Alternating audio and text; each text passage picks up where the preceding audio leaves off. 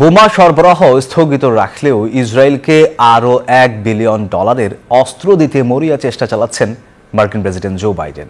মঙ্গলবার একাধিক মার্কিন সংবাদ মাধ্যমের প্রতিবেদনে জানা গেছে এই তথ্য। গাজায় হামলা অব্যাহত রেখেছে ইসরায়েলি, থেমে নেই হামাসও। এদিকে জাতিসংঘ বলছে উপত্যকাটিতে নিহত ফিলিস্তিনিদের অন্তত 56% নারী এবং শিশু।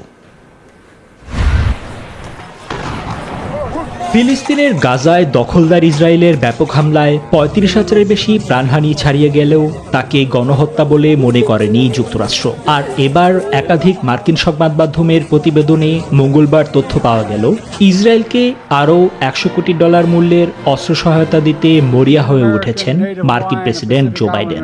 এ ব্যাপারে এরই মধ্যে কংগ্রেসের অনুমোদনও চেয়েছেন তিনি। এরই মধ্যে গাজা উপত্যকায় ইসরায়েলি বাহিনীর অব্যাহত হামলায় প্রাণহানি সংখ্যা বেড়েই চলেছে। পাল্টা জবাব দিতে বাদ রাখছে না হামাসও। আইডিএফ এর উপর একাধিক হামলার দাবি করেছে হামাসের সশস্ত্র কাসাম ব্রিগেড। রাফাহ ও জাবালিয়ায় পাল্টা হামলার একাধিক ভিডিও ফুটেজ প্রকাশ করেছে ফিলিস্তিনের সশস্ত্র গোষ্ঠীটি।